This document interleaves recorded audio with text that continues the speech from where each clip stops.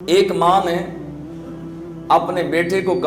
کہا کہ آؤ میں تمہیں جو ہے وہ امام حسن بصری علیہ رحمہ کی بارگاہ میں لے کر جاتی ہوں، میں چاہتی ہوں کہ تو ان کا مرید بن جا اور توبہ کر لے۔ بیٹا شرابی تھا، کبابی تھا، گناہگار تھا اور بری سنگت میں بیٹھنے والا تھا۔ ماں نے کہا تو بیٹے نے انکار کر دیا، کہا کہ میں نہیں جاتا۔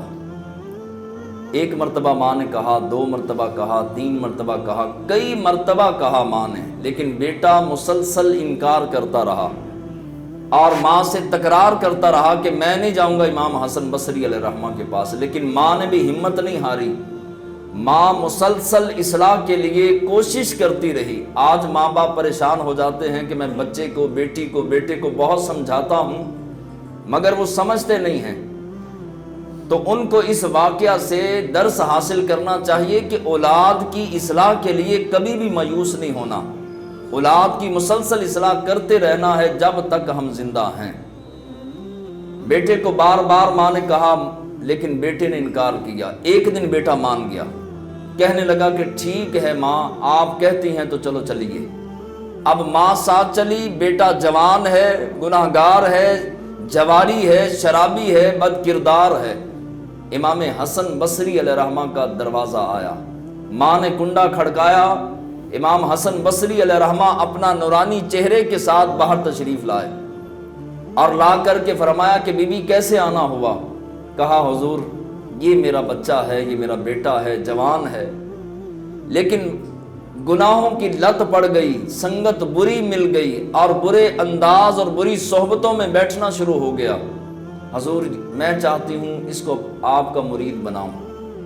تاکہ اس کی اصلاح ہو، آپ کا مرید بنانا چاہتی ہوں، غلام بنانا چاہتی ہوں، آپ کے ہاتھ پر بیعت بھی کرے اور توبہ بھی کرے۔ حضرت امام حسن بصری علیہ رحمہ اس کا نام بھی جانتے تھے، اس کو شکل سے بھی جانتے تھے۔ آپ نے انکار کر دیا، فرمایا کہ میں اس کے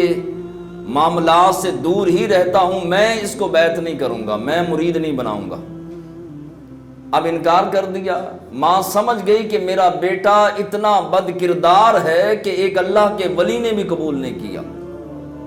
ایک اللہ کے ولی نے قبول کرنے سے انکار کر دیا۔ اب وہی جوان، وہی بیٹا، وہی شرابی، وہی بد کردار، گناہگار جب گھر لوٹ کے آیا تو صدمہ لگ گیا، پریشانی لگ گئی، سوچنے لگا، کہنے لگا کہ میں مجرم تو امام حسن بصری کا نہیں ہوں، میں نے گناہ امام حسن بصری کے نہیں کیے، میں نے حکم امام حسن بصری کے نہیں توڑے، میرا خالق حسن بصری نہیں،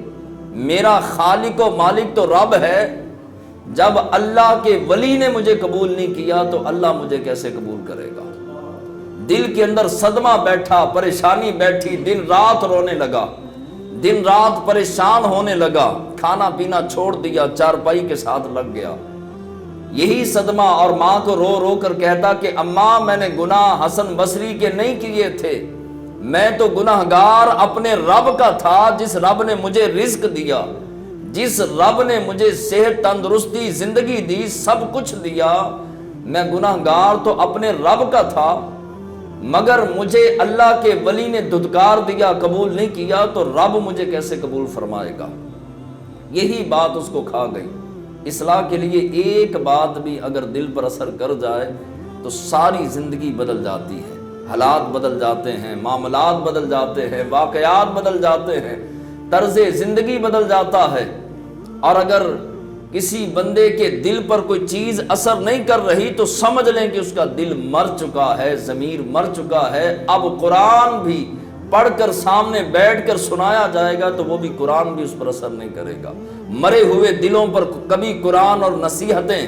اور احادیث کبھی اثر نہیں ہوتی، زندہ دلوں پر قرآن اثر کرتا ہے، زندہ دلوں پر حدیث اثر کرتی ہے اور نصیحت اثر کرتی ہے۔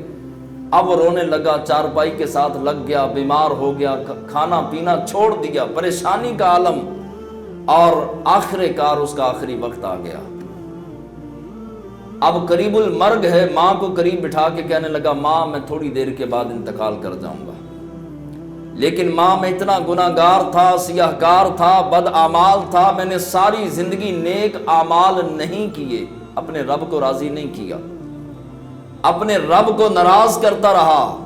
لیکن ماں میں یہ کہتا ہوں کہ جب میں مر جاؤں تو مسلمانوں کو تکلیف نہ دینا، پریشان نہ کرنا، کوئی میرا جنازہ پڑھنے آئے، کوئی میرے لیے کفن لائے